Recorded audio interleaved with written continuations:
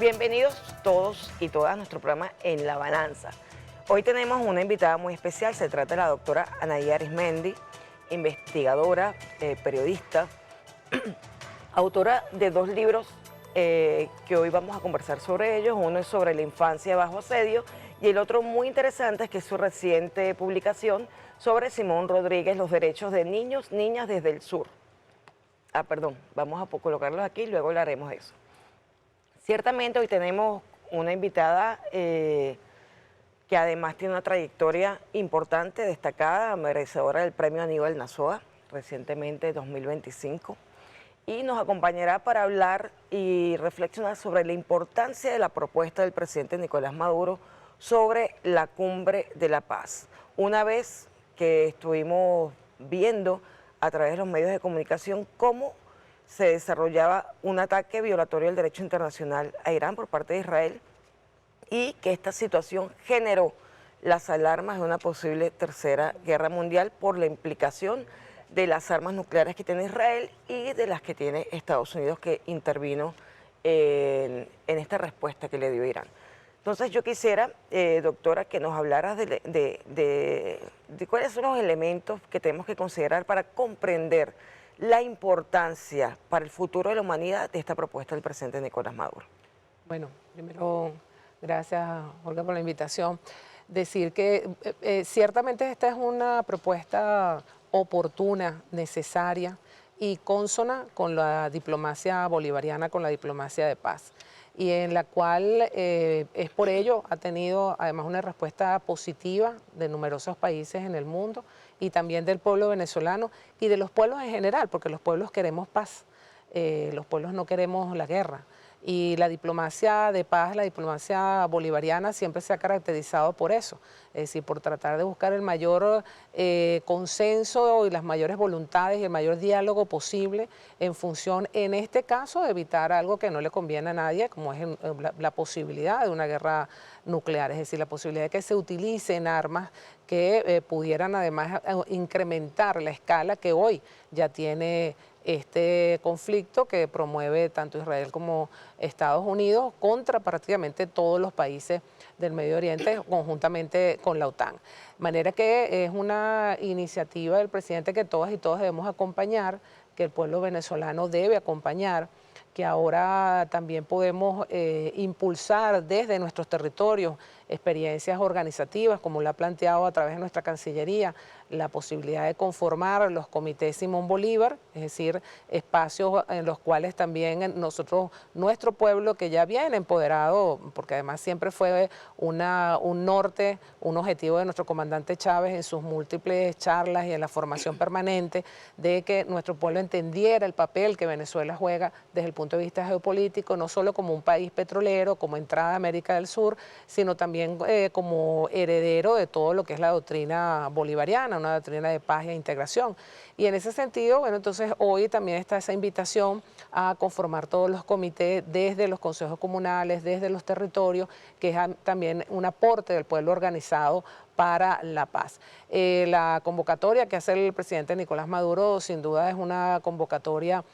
sumamente importante en estos momentos, que tributa a la posibilidad de evitar una escalada, digamos, del conflicto, y en el cual, bueno, es necesaria ante la inoperancia lamentable de las organizaciones internacionales de derechos humanos y organizaciones como Naciones Unidas, que se han demostrado ineficiente e incapaz de poder evitar este tipo de actuaciones unilaterales, injerencistas, como las ha venido llevando a cabo Israel contra otros países, financiado por Estados Unidos, y sobre todo, bueno, su imposibilidad de poder también pronunciarse, ni siquiera, aunque sea desde el punto de vista en la retórica, con la suficiente contundencia como para evitar que todo el planeta vaya hacia un conflicto de una mayor escala. Estamos hablando que en el mundo hoy hay casi más de suficientes armas nucleares como es para explotar todo el planeta Tierra 3 veces. Es decir, estamos en el mundo de la irracionalidad y la locura. Por eso las guerras, como todo, uno sabe cuándo comienzan, no sabe cuándo terminan. En este caso estamos hablando además de situaciones de guerra y conflicto permanente que se ha venido dando en todo el Medio Oriente, pero también en América Latina vivimos toda esta guerra no convencional continuada, que hoy también forma parte de esa escalada que busca Estados Unidos ampliar su poderío militar en la región. Tenemos en América Latina países que forman parte de la OTAN, de manera que, bueno, debe ser una reflexión también de nuestros países y en ese caso, bueno, una voz de alerta que suma la paz que todos y todas debemos acompañar. Ciertamente la amenaza de la OTAN no parece estar tan lejana, tú lo has dicho, hay bases militares de la OTAN en nuestro continente, hay países que están formando parte de la OTAN y que quieren formar parte de la OTAN en nuestro continente, representando una amenaza, entendiendo que ese es un brazo militar de los grandes poderes del mundo. Y en este sentido, pues el presidente Nicolás Maduro, de forma esperanzadora, nos dice, un momento, dentro de esa visión multipolar, multicéntrica, existe la posibilidad de crear organizaciones nuevas, porque ya queda demostrado el agotamiento de Naciones Unidas frente a conflictos pequeños y a otros de gran magnitud. En el caso, por ejemplo, que lo vamos a hablar luego, en el caso del secuestro de los migrantes venezolanos,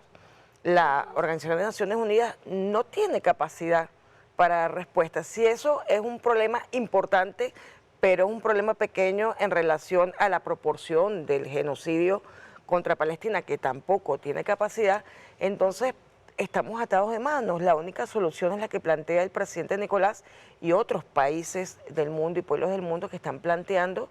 crear una nueva organización, no solo refundar, sería también crear desde cero, sería esa la propuesta del presidente Nicolás. Sí, esa sin duda es una propuesta necesaria, ya lo planteaba el comandante Chávez. Es decir, Naciones Unidas se queda sin herramientas, pero además ya no parece tener tampoco la voluntad en el caso de sus altos directivos. Recordemos que además estas instancias son financiadas por Estados Unidos, es decir, ya tienen un interés, una mediación, están mediatizadas por los mismos intereses de Estados Unidos, que es el país que promueve más guerras en el mundo en este momento, convencionales y no convencionales. Eso sin duda, bueno, obliga a una reflexión por todos los países, ante la inoperancia de reunir la Asamblea General, pero al final las decisiones, 5 o 4 países tienen poder de veto, como ha sido todo lo que ha venido ocurriendo, este genocidio en Palestina, más de 70.000 muertos, al cual, bueno, todos vemos de manera... En 2 años, correcto, digamos, la escalada del conflicto en este momento, porque es una guerra que ciertamente tiene años, pero estamos hablando de un momento en el cual, bueno, el mundo asiste con impotencia, lo ve por televisión, porque lamentablemente los gobiernos no tienen una herramienta como frenar lo que viene siendo este genocidio en el cual miles de niños han fallecido y miles de personas siguen muriendo cada día. Es decir, Naciones Unidas reconoce incluso que un niño en Palestina fallece cada 10 minutos, pero sin embargo no actúa en función de que esto cese. De ahí las iniciativas como de los países en favor a la Carta de Naciones Unidas, en defensa de la Carta, de todo lo que ha sido la política de promoción de los organismos de integración, de todo lo que fue ese legado del comandante Chávez de organismos de integración en América Latina, y por eso es que no es casual de que hayan sido bombardeados, de que hayan sido saboteados en este momento, de que iniciativas como los BRICS, nuestra posibilidad de entrar a los BRICS, también haya sido perturbada. Entonces estamos hablando sin duda de la necesidad de plantearnos nuevos escenarios internacionales para que de esa manera la voluntad mayoritaria de los pueblos del mundo pueda expresarse, que sin duda está comprometida con la paz. Y el orgullo es que Venezuela, la revolución bolivariana, es uno de los pilares de esta transformación que necesitamos. Así que nos vamos a un corte y seguimos con la doctora Anaya Arismendi.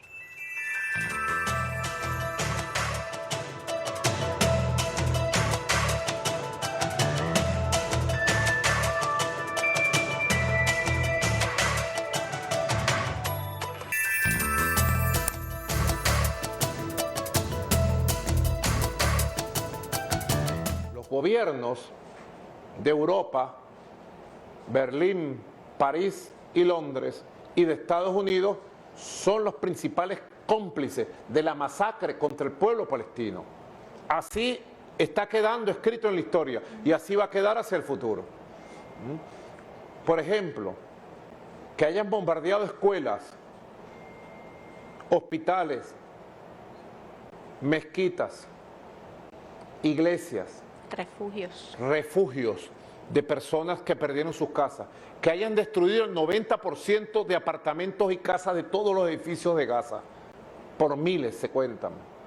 ¿verdad? Pero ahora, no solo eso, ahora la ayuda humanitaria, o sea, llevarle comida a una población que está bombardeada por todos lados, y le ponen la comida en un sitio, unos camiones, y cuando ellos comienzan a recibir la comida, le lanzan desde los aviones misiles y los matan. Matan 30, matan 40, matan 50 diarios. Y las Naciones Unidas está colapsada, está superada por esta situación. De verdad, no hay organismo ahí que valga medio, diríamos en buen venezolano. No valen nada, no vale nada hoy por hoy las Naciones Unidas. Y lo lamento, porque nosotros creemos en el sistema de derechos de Naciones Unidas, en el derecho internacional, en el sistema multilateral. Habrá que refundarlo. Después de que pasemos toda esta coyuntura histórica y salgamos victoriosos, los países que conformemos el mundo multipolar que están haciendo, todos, las grandes potencias y los países modestos como el nuestro, tendremos que plantearnos refundar el sistema de Naciones Unidas. Pero el sistema de Naciones Unidas está colapsado, viendo atónito la masacre y el genocidio contra gente noble e inocente del pueblo palestino.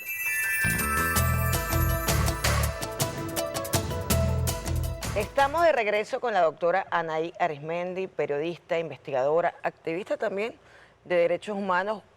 una trayectoria extraordinaria en defensa de los niños, niñas y adolescentes, y hoy nos acompaña para hacer este análisis. Escuchamos al presidente porque es importante denunciar permanentemente lo que está ocurriendo en Palestina, la agresión, el genocidio contra el pueblo de Palestina, contra los niños y niñas de Palestina.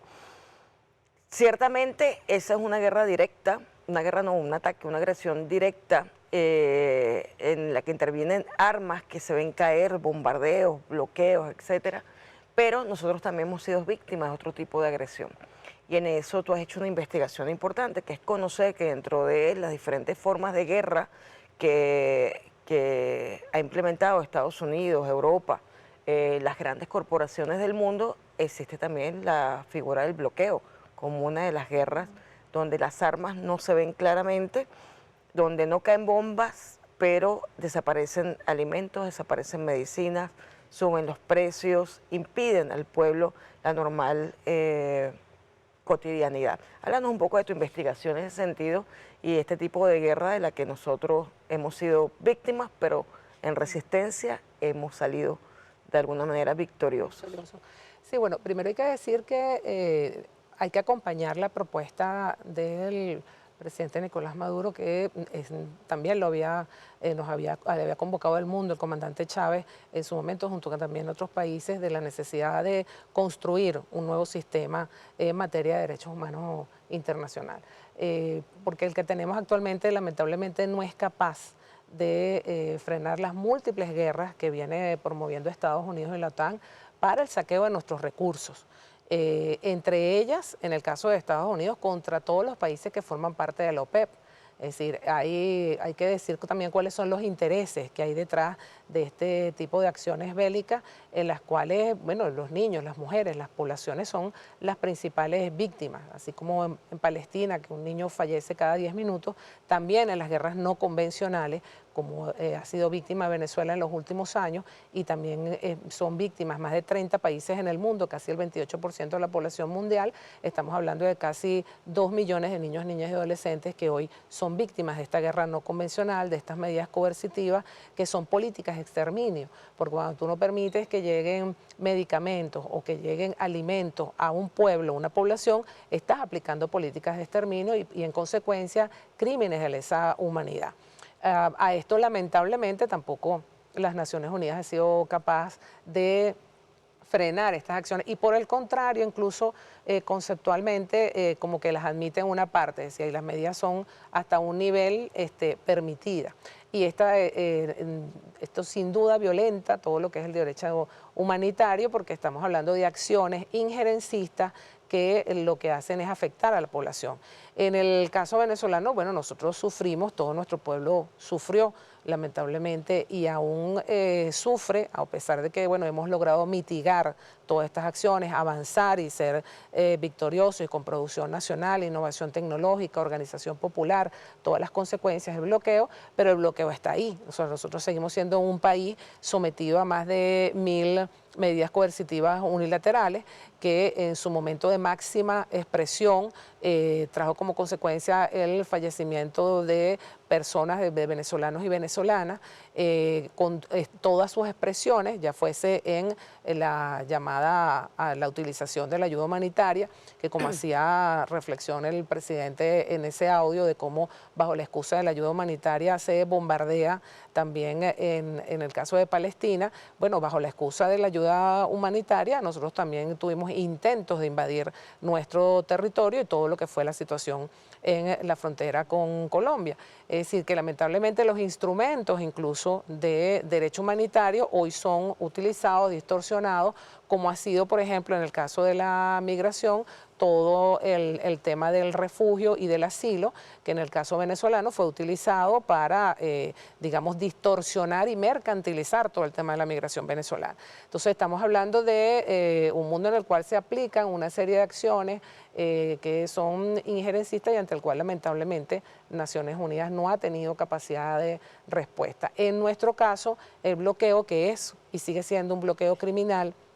que afectó la vida de muchos niños, niñas y adolescentes, que no pudieron acceder a los medicamentos de forma oportuna, que no pudieron tener sus exámenes oportunamente, que afectó su desarrollo, que inclusive impactó todo lo que tiene que ver con el proceso educativo en el país, es decir, que tocó cimientos de avances y que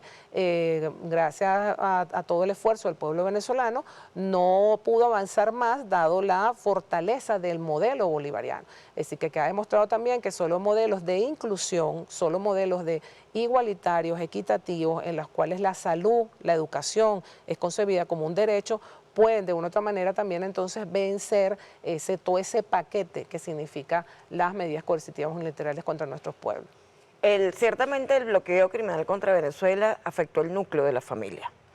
No solamente porque afectó, digamos, la cotidianidad, la posibilidad de acceder a los alimentos, a las medicinas, a la escuela, etcétera, etcétera, sino que afectó porque hubo una ruptura del núcleo familiar, muchos migrantes a causa del bloqueo criminal. Esa fue una primera fase. Ahora estamos en una segunda fase que es tanto o más cruel que la primera, que es el trato que se le está dando a los migrantes en Estados Unidos, la campaña que se ha hecho contra Venezuela, una campaña xenofóbica, pero ahora no es solamente contra Venezuela, es el trato que estas grandes corporaciones que están haciendo gobierno en Estados Unidos le están dando a los migrantes. Y nosotros somos en este momento víctimas de la criminalidad del gobierno de Donald Trump respecto a la vida de los nacionales, de los connacionales y también de los hijos de los connacionales, o sea, esa segunda generación, muchos de ellos nacidos inclusive en Estados Unidos. Háblanos un poco de la situación, de cómo es el abordaje que se le está dando a estos múltiples crímenes de derecho internacional que está cometiendo tanto Donald Trump como Bukele.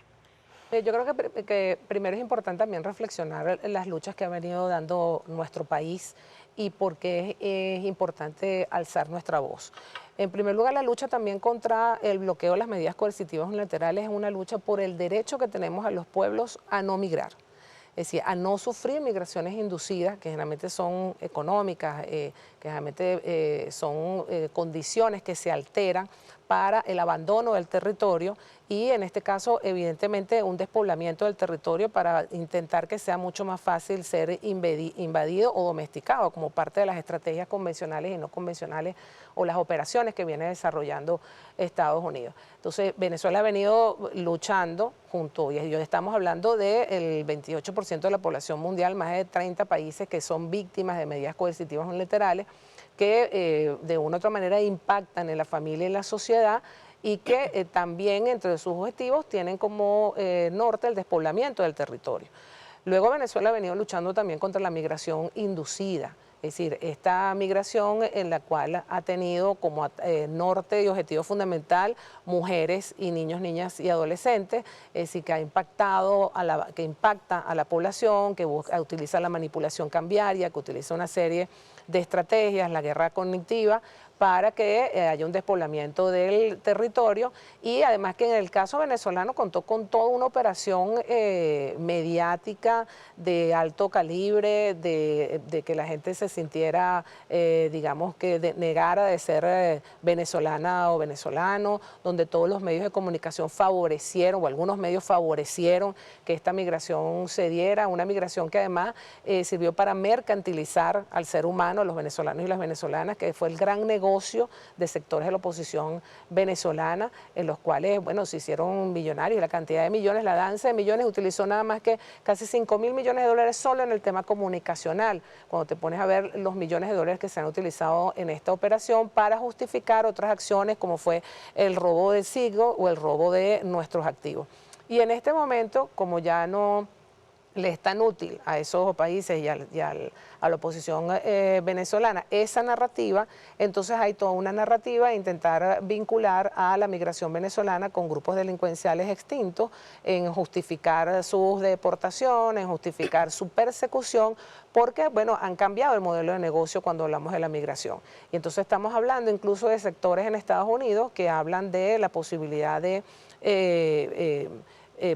digamos, excluir, deportar de su país casi 12 millones de personas, donde hay varios sectores económicos involucrados, o estamos hablando del negocio de la privatización de las cárceles, en las cuales está involucrada, por ejemplo, empresas como BlackRock, y empresas Goldman Sachs, empresas que han estado ganando grandes recursos en todo lo que es esta guerra no convencional, que son los que están detrás de la privatización de las cárceles, y se le vende entonces a América Latina utilizando la migración venezolana, este modelo del Centro contra el Terrorismo, que no es sino un campo de concentración, que no es casual por ello que vayan diputados y diputadas de Chile a visitarlo, que Costa Rica se esté planteando ahorita un modelo similar, un país que no tiene ejército pero quiere tener un centro de este tipo, un centro de concentración, es decir, para,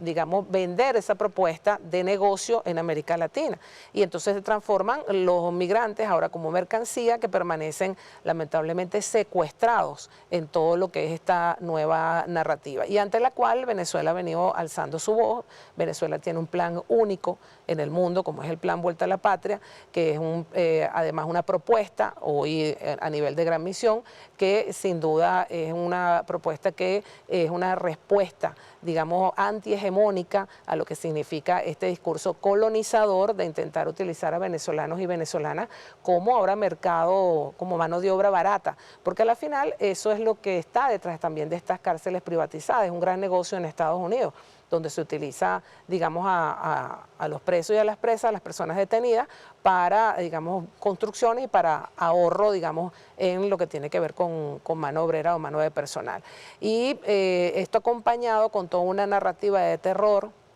violatoria de todos los derechos humanos y entre la cual Naciones Unidas no se ha pronunciado ni ha actuado, como es la separación ilegal de la familia, una práctica que ya venía utilizando anteriormente de Estados Unidos. Recordemos que en el primer gobierno de Donald Trump circularon esas imágenes que hoy se mantienen, pero se dieron a conocer de los niños enjaulados, de niños que eran separados, miles de niños de su familia. Anaí, te iba a comentar eso, que precisamente digamos que ahora no vemos las jaulas, pero los niños están detenidos, están privados de libertad, privados de sus derechos. Y prácticamente también secuestrados, tal como lo ha dicho nuestro gobierno, porque están en manos de ilegalmente de terceros, de familiares o institucionalizados. Y generalmente cuando están institucionalizados, y eso ha sido también la denuncia que muchos de los migrantes han hecho pública, de migrantes venezolanos, se les ha presionado para que admitan que los muchachos deben ser adoptados, porque la adopción de los niños venezolanos, no solo en Estados Unidos, sino también en otros países, es hoy uno de los grandes negocios que hay detrás de toda esta migración inducida, y por lo cual el gobierno venezolano ha venido alzando su voz, ha venido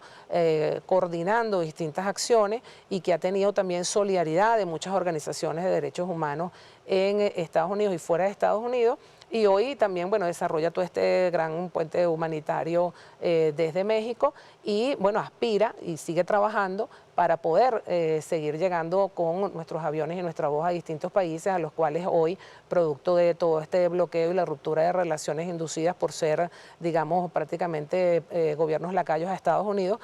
no podemos llegar. Pero esa es una respuesta sin duda humanitaria, amorosa, es parte de la diplomacia que siempre ha tenido la diplomacia de paz del pueblo bolivariano y de nuestro gobierno, de denunciar también hoy lo que significa la mercantilización de los migrantes, que al final es trata de personas sin duda, y que también ha venido denunciando la presidenta de México, que además sobre el cual ha surgido un movimiento bien interesante, además de denuncia de todos los migrantes mexicanos que están prácticamente en su tierra, las que fueron despojados por parte de Estados Unidos en su momento. Entonces, creo que en ese sentido, hay también un gran debate en el mundo en este momento, que es importante, que es necesario, dada, el interés que hay de tratar a los migrantes como objetos, prácticamente como esclavos, y eso ya lo vemos desde años anteriores y también en paralelo en el mar Mediterráneo, por ejemplo, que ha sido un gran cementerio, lamentablemente, de hermanos y hermanos migrantes y africanos, que hoy también son sometidos desde hace años por el saqueo de sus recursos a esa migración inducida. Ciertamente una de las banderas, y lo ha hecho con contundencia el presidente Nicolás Maduro, es que vamos a traer de regreso no solamente a los venezolanos que están secuestrados en El Salvador, sino que vamos a reunificar a todas las familias que están siendo separadas por estos crímenes de Estados Unidos. Así que confiamos plenamente en todas las vías que está abriendo el gobierno de la Revolución Bolivariana, no solamente directamente, sino a través de Naciones Unidas, aunque no haya respuesta, a través también de, en este momento, del Vaticano, que es una puerta que se va a tocar. Y de todas las instancias posibles, porque es que la reunificación de la familia es un objetivo fundamental de nuestro gobierno, porque la familia ha sido la principal afectada con toda esta guerra no convencional. Es decir, ha impactado... digamos, ha sido uno de sus objetivos, impactar el tejido social, el tejido comunitario y el tejido familiar. Lo que pasa es que también los valores de la familia venezolana, nuestros valores tradicionales, nuestros valores, además de nuestros pueblos originarios, esa concepción de la familia extendida, de la familia solidaria, de la familia que se ayuda, ha sido también suficientemente fuerte como para resistir toda esta guerra no convencional y, seguir también en victoria en esta batalla. Es decir, nadie nos puede quitar la solidaridad que tiene el pueblo venezolano y su orgullo de ser venezolanos y venezolanas. A pesar de todo lo que ha impactado toda esta guerra, que además tiene su origen mucho antes de estos años, porque aquí ha habido una operación durante toda la Revolución Bolivariana. Recordemos todo lo que fue la situación de cacerolear a los niños en las escuelas, la situación de las guarimbas, que es guerra en el territorio, guerra no convencional, todo lo que ha sido las campañas contra los valores familiares. Es decir, aquí hay toda una operación contra la familia y la sociedad venezolana, que además es una operación muy pensada de los gringos de hace muchísimos años para Venezuela y para el resto de América Latina, porque la familia, el concepto de las familias y en su diversidad es muy fuerte en nuestra región, es muy fuerte en nuestro país, tiene muchas raíces en nuestros pueblos afro e indígenas y, forma parte de nuestra identidad, ha sido uno de los objetivos de esta guerra no convencional. Así es. Nosotros vamos a un corte para seguir hablando de esta victoria porque vamos a hablar de la niñez y la importancia de formar líderes para la transformación.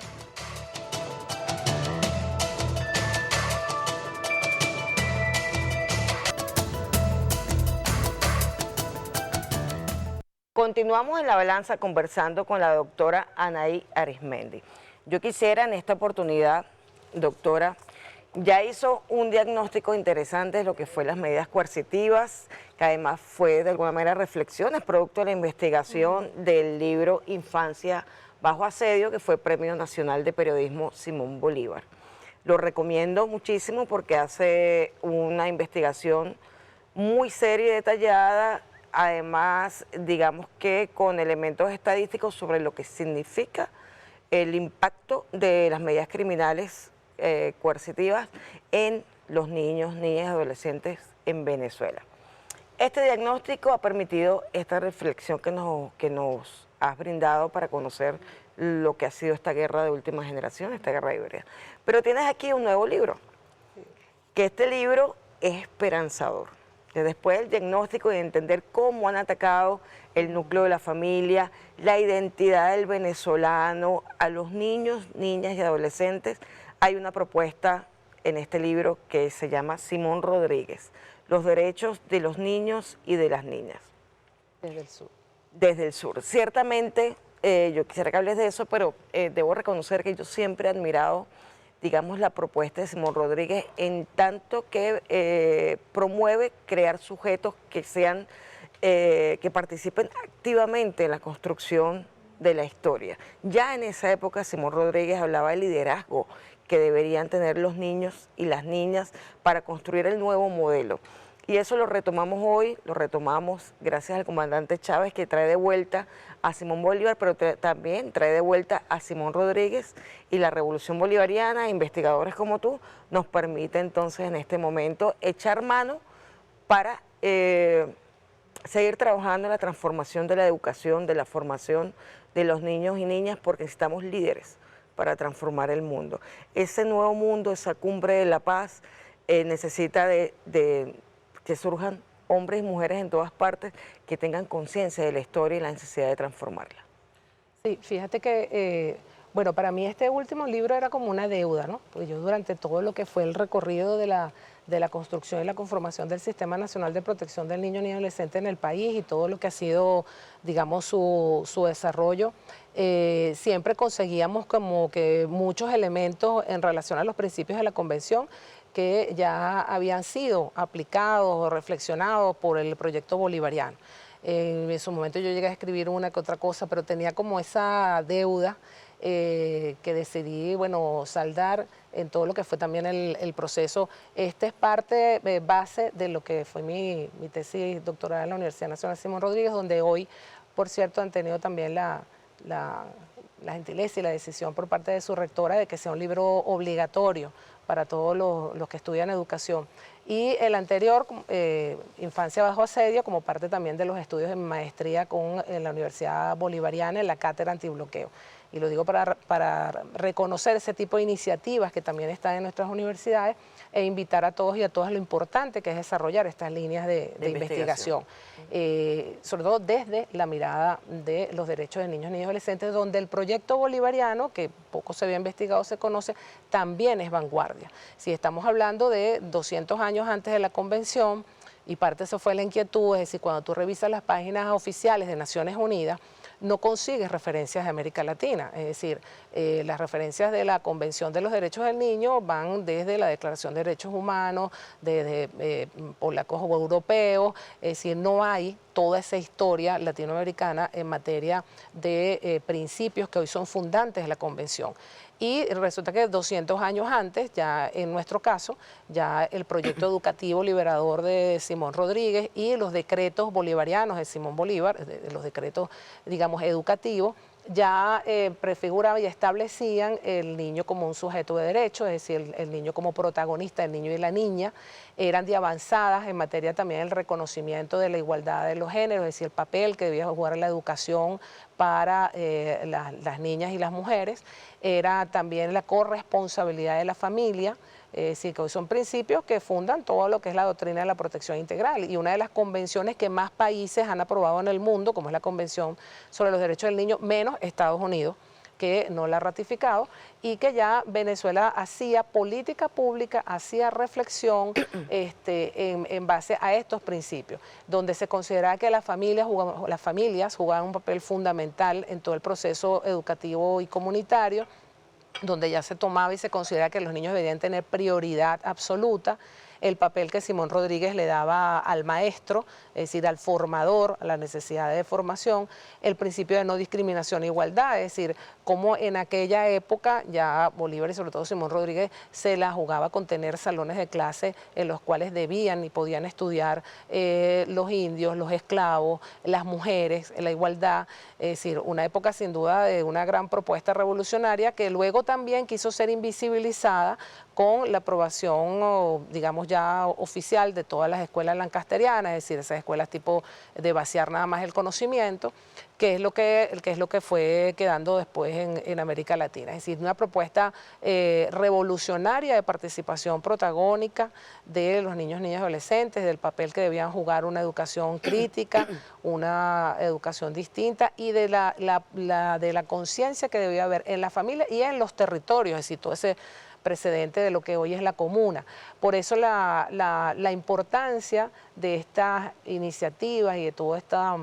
políticas que hoy desarrollamos desde la comuna con los comités de protección integral de niños y adolescentes, desde la comuna para conformar los comités Simón Bolívar en todo lo que es el ámbito internacional, desde la comuna en todo lo que son los distintos comités de igualdad de género, es decir, esa visión del territorio que es muy bolivariana, que ya tenía también sus antecedentes en ese proyecto. Entonces es como una reivindicación, entender que también el proyecto bolivariano en materia de infancia era un proyecto es un proyecto de avanzada, es un proyecto revolucionario, es un proyecto que donde se puede considerar que está el génesis de la actual Convención Internacional de los Derechos del Niño y que clama, como otras experiencias en América Latina, por ser visibilizados a nivel internacional. Parece mentira, pero todavía nos queda mucho por andar en el área de la investigación, como tú bien dices. Por ejemplo, ahí hay un proyecto que llevó adelante Rodríguez en 1826, que fue un modelo de escuela liberadora. Chuquisaca, sí. Háblanos un poquito, porque poco se conoce que Simón Rodríguez acompaña en Bolivia, digamos que las propuestas del Libertador y tiene un modelo piloto. Claro, y las lideriza, fíjate. Yo creo que esta es una invitación también a que nosotros debemos investigar desde el sur. Y me ocurrió también con el libro Infancia bajo asedio, es decir, la poca veces investigación que tenemos en materia de infancia y adolescencia, de ver el impacto de ese bloqueo criminal y en este caso, bueno, la esperanza, lo que significa el proyecto bolivariano y que tuvo en la escuela, en el modelo de escuela de Chuquisaca, una de sus mayores experiencias desde el punto de vista no solo de la concreción de la política pública, sino de todo lo que fue el modelo educativo, la participación de la familia y la comunidad. Bueno, y por ello es que prácticamente, bueno, cerraron la escuela y hoy casi no hay vestigios de ella, es decir, la eliminaron de la historia y que surgió además en medio de muchas contradicciones en su momento con la iglesia, que era la que, digamos, concentraba todo el sistema educativo, pero también con una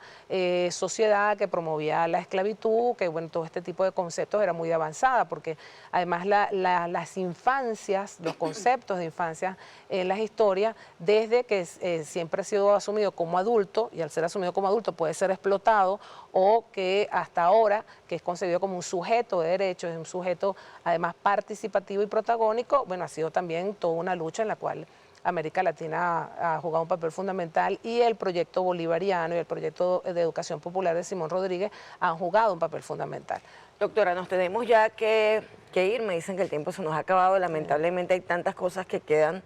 por conversar, pero ciertamente, bueno, hacer una invitación, que nos hagas en tu último minuto la invitación, digamos, a profundizar en estos temas, pero también la invitación porque estamos cerca también de las elecciones próximas. Entonces, es importante que nos montemos en este llamado a la participación, porque ya se anuncia que no solamente son elecciones de alcaldes, sino que va a haber también un día de jornada para los proyectos comunales que tienen que ver con todo este tejido importante que estamos construyendo. Sí, yo creo que bueno, para la juventud, las y los jóvenes es un momento estelar, porque significa poder presentar distintos proyectos que ya vienen discutiendo en asamblea, que para mí forma parte de un estadio más de todo lo que ha venido siendo la evolución de la participación protagónica de la juventud en el proyecto bolivariano. Recordemos desde las comisiones de participación y protagonismo, cuando se conformó, impulsamos la LOMNA con nuestro comandante Chávez, en todos los parlamentos infantos juveniles, en jóvenes como Robert Serra, María Herrera, de toda esa generación. Y bueno, y hoy hay la posibilidad, junto con todo el pueblo, pero en este caso específico de la juventud, que la juventud le dé una mirada a cómo ve su comuna, cómo ve su territorio, qué es lo que ellos consideran importante de su interés, y poder participar además también en esa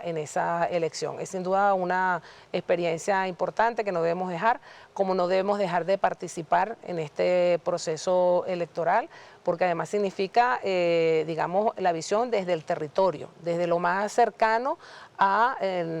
los ciudadanos y las ciudadanas. Y sin duda el desafío fundamental, que aunque vamos a elección de alcaldes y alcaldesas, entender que la propuesta debe ir más allá, a la construcción del Estado comunal, a la construcción, digamos, de